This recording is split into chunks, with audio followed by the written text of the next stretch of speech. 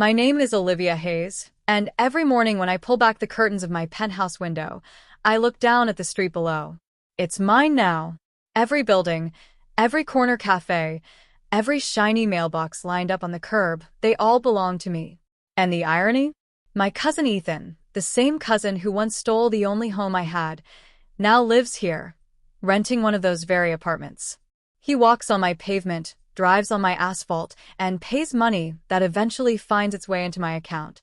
Sometimes I wonder if he even realizes. If he knows the woman he pushed aside, the cousin he mocked for being too soft, is the very woman who now owns the ground beneath his shoes. This morning, my phone buzzed as I stood by the glass. A message. His name flashing across the screen like a ghost from a past I thought I'd buried. Olivia, we need to talk. I let out the kind of laugh that tastes more bitter than sweet. Funny how people only remember you when they need something. I set the phone down beside my untouched coffee, ran my fingertips over the silk sleeve of my blouse, and breathed in slowly. Part of me wanted to ignore him, pretend his words were just static in the air. But another part of me, the stronger, wiser part, knew this was exactly the moment I'd been waiting for. The past had finally come knocking, and this time, I was ready to open the door. I was 21 the day my world cracked open. The house I grew up in wasn't just four walls and a roof, it was safety, history, and every piece of me I thought was permanent. My parents had passed too early, and all I had left of them was that house. The creaky staircase, the garden where my mom's roses still bloomed, and the porch where my dad used to sip his morning coffee. But Ethan, he took it. It wasn't some dramatic burglary. No, it was paperwork, signatures, and a betrayal hidden behind fake smiles. He convinced my aunt, the only guardian left, to transfer the house into his name. He said it was for financial stability, that I was too young, too emotional to handle the responsibility. And she believed him. I remember standing in that living room, clutching the old banister so hard my knuckles turned white. My voice shook as I begged them to reconsider. This is my home, it's all I have left. Ethan's smirk still burns in my memory. You'll be fine, Olivia. You've always been a dreamer, not a doer. You need someone like me to handle real life. The words sliced through me.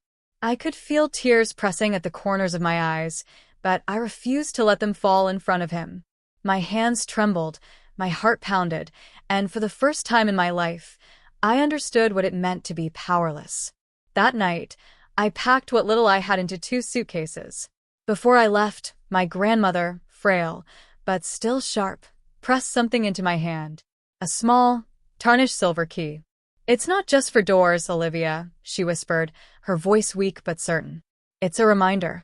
Locks will always exist in your life. Some will keep you out. But keys are made to be found, made to be used. You'll find your own doors. And when you do, you won't just enter. You'll own them. I didn't fully understand then, but I tucked that key into my pocket like it was oxygen. When I walked out of that house, I wasn't just leaving behind walls and memories. I was leaving behind the girl who begged for belonging. I wasn't going to beg anymore. That night, with nothing but 2 bags, a burning heart, and a key that didn't fit any lock I knew, I decided. If Ethan wanted my house, he could keep it. I was going to build a future where he could never take anything from me again. The first few months after losing the house were brutal. I rented a tiny 1-room apartment above a laundromat. The walls smelled of detergent and steam, and at night, the sound of humming dryers became my lullaby. I worked 2 jobs, waiting tables at a diner by day and stocking shelves in a convenience store by night. My feet blistered, my nails chipped, my body ached. But my pride was louder than the pain. Every dollar I earned, I saved. Every spare minute I studied. Real estate had always fascinated me, how pieces of land could transform into legacies. Maybe it was my way of understanding what Ethan stole from me. So I buried myself in library books, free online courses, and late-night scribbles in a secondhand notebook. I still remember the night I almost gave up. My shift had run late, and I sat on the apartment floor eating stale crackers. Tears blurred the ink on my notebook as I whispered, "What am I even doing? Maybe Ethan was right. Maybe I'm not a doer. That's when she appeared, Mrs. Margaret Cole. She was a regular at the diner, an older woman with a sharp bob haircut and the kind of pearls that told you she belonged in boardrooms, not booths. One evening, she lingered after closing, watching me balance bills on the counter. "You've got fire in you, Olivia," she said, her voice crisp but kind. "Don't waste it serving coffee. What do you really want?" Her question cracked something open in me. For the first time, I admitted it aloud. I want to own property. Not just one house. Streets. Buildings. I want to build something no one can take away from me. Instead of laughing, she leaned in, eyes gleaming. "Then come see me tomorrow. I think you're ready to learn." Mrs. Cole became my mentor. She taught me the language of contracts, the art of negotiation, the patience of investment. She was relentless, but fair. Every mistake was a lesson, every small victory a stepping stone. My first win wasn't glamorous. It was a rundown duplex on the edge of town, bought with a risky loan, and every cent I'd scraped together. I painted walls myself, scrubbed floors until my hands bled, and learned how to haggle with contractors who thought a young woman was easy prey. When I rented out those 2 units and saw the first check clear in my account, I cried. Not because of the money, but because it proved I could. From there, the wins grew. A triplex, a small office space, a string of rentals. Each property became a brick in the empire I was building quietly, silently. On social media, I stayed modest, posting the occasional photo of a coffee cup or city skyline. My family never suspected a thing. To them, I was still the girl who'd lost her house. But behind closed doors, the key my grandmother gave me sat on my desk. Every time I held it, I reminded myself, locks exist, but so do keys. And one by one, I was finding doors no one believed I could open. The knock on my office door felt heavier than usual that afternoon. My assistant's voice came through the intercom. "Olivia, there's a Mr. Ethan Hayes here to see you. Says it's urgent." For a moment, the name pulled me back years, to that living room, to his smirk, to the girl I used to be. But then I glanced around my office. Polished marble floors, floor-to-ceiling windows overlooking the city, art pieces I'd chosen myself, and shelves lined with property files that carried my signature. I smiled faintly. "Send him in."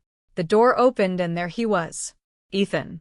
Older now, a little worn, his once perfect confidence replaced by something closer to desperation. Behind him, to my surprise, stood my aunt, her eyes scanning the space, wide with disbelief. "Olivia," Ethan started, his voice shaky. "We need your help. Things haven't been going well." I leaned back in my leather chair, crossing my legs, the soft rustle of silk echoing in the quiet room. "Is that so?" His eyes flicked around the office. The art. The view. The quiet power in the air. He swallowed hard. I didn't know you were doing this well." A part of me wanted to laugh, but instead I let the silence stretch.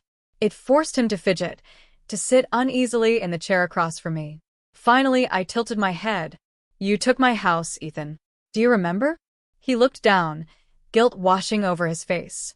"I thought it was best at the time. I didn't think you could handle it." My aunt shifted uncomfortably, her hands twisting in her lap. "We were trying to protect you, Olivia. You were so young." "Protect me?" I repeated, my voice calm but sharp. "By stripping me of the only thing I had left to my parents? By handing it over to him, like I didn't matter?" The room went still. I let them sit in that truth, the weight of it pressing against the glass walls. Then I stood, walking toward the window. Below us stretched the street I had bought piece by piece, building by building. Cars flowed, people hurried, and life moved across pavement that now bore my name in silent ownership. I turned back to them, my heels clicking against the marble. "Do you know what street this is, Ethan?" He frowned, confused. "Of course. I live here." "Why?" A slow smile curved across my lips. "Because I own it. Every building, every corner. Including the one you rent from. Every time you send in your rent check, it passes through my company." The silence was deafening. My aunt's hand flew to her mouth, her eyes filling with tears.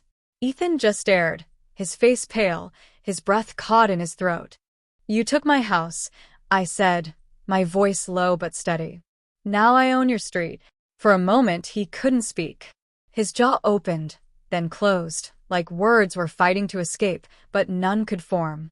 I walked back to my desk, placing my grandmother's silver key gently beside my files. "You once told me I was a dreamer, not a doer. But the truth is I was both. I dreamed bigger than you could imagine, and then I did the work to make it real." His hands tightened into fists on his knees, shame written across his face. My aunt whispered softly, "Olivia, we were wrong." I let her words hang in the air, soaking in the reversal of power. For years, they had underestimated me. Now, they were sitting in my office, on my terms, looking at the woman they never believed I could become. And for the first time in a long time, I felt the weight of justice, not loud or vengeful, but quiet, undeniable, and entirely mine. Ethan sat across from me, shoulders slumped, his eyes fixed on the polished edge of my desk. For once, the cousin who always spoke with arrogance had nothing to say. My aunt dabbed at her eyes with a handkerchief, whispering prayers under her breath. I folded my hands together, resting them lightly over my grandmother's silver key. "So," I began slowly, "you came here for help. What exactly are you asking me for?" Ethan shifted in his chair, finally forcing the words out. "I'm behind on payments. The business I started, it failed. Debts piled up. The apartment I'm renting, it belongs to you, doesn't it? If I can't pay, you'll evict me." His voice cracked on the last word. For a fleeting second, I saw the echo of who I used to be, the terrified girl standing in a house about to be taken from her. But I wasn't that girl anymore. "You're right," I said simply. "If you don't pay, the company will proceed as usual." But I leaned forward, my tone softening. "I'm not here to ruin you. I don't need revenge. What I need are conditions." His head snapped up, confusion flickering across his face. "Conditions?" "Yes," I nodded. "If you want my help, you're going to have to earn it." I turned to my aunt first. "You always said you were protecting me, but you silenced me instead. From now on, if you want to stay in my life, you'll treat me as an equal. No more dismissing me as too young or too emotional. My voice matters. Always." Tears welled in her eyes as she nodded quickly. "Yes, Olivia. I promise." Then my gaze shifted back to Ethan. "As for you, you once told me I wasn't a doer, that I couldn't handle real life. Well, now it's your turn to prove yourself. If I cover your debts and let you stay on my property, you'll follow 3 conditions." His jaw tightened.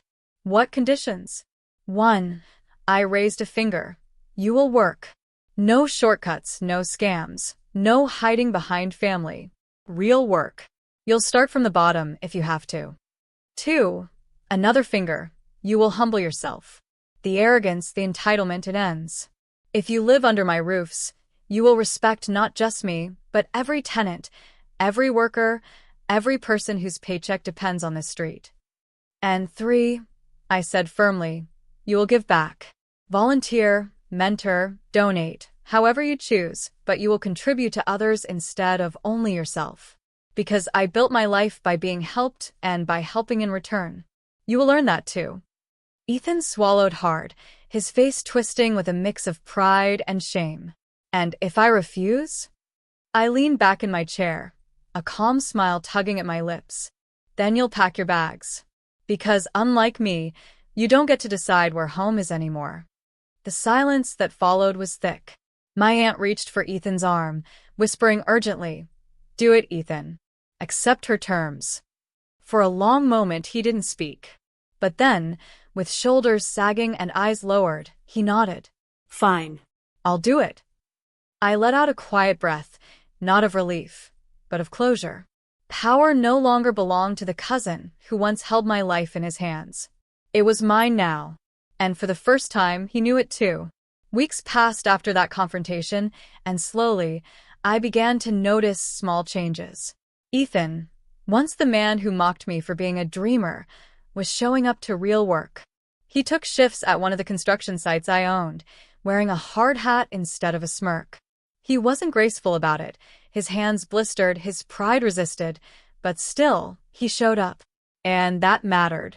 My aunt started calling me, not to instruct, but to listen. For the first time in my life, she asked my advice about her health, about family matters, even about small things like which flowers to plant in her garden. It was strange at first, but in her softened voice, I heard something new: respect. I never wanted revenge. What I wanted was acknowledgement that I was not weak, not invisible, not disposable. And slowly I was getting that. One evening, as I locked at my office, I paused at the desk where my grandmother's tarnished silver key still rested. I picked it up, running my thumb across its worn edges. It didn't fit any door in the world, yet it had unlocked everything in my life. Her words echoed in my mind. Locks will always exist, but keys are made to be found. She had been right. Ethan taking my house wasn't the end, it was the lock. And the life I built, the empire I forged with my own hands, was the key. I stepped outside, heels clicking against the pavement. The streetlights flickered on, illuminating the very road I now owned. Cars passed, neighbors laughed on balconies, and somewhere, just a few buildings down, Ethan closed his door for the night. For years, he had walked proudly into my house while I stood outside, powerless. Now, every step he took, every rent check he mailed, every breath he drew on this block, was within the shadow of what I had built. I looked down at the key in my palm, then up at the glowing street before me, and smiled. He once took my house, I whispered, my voice steady certain. But now, I own his street. And with that, I slid the key back into my pocket, exactly where it belonged.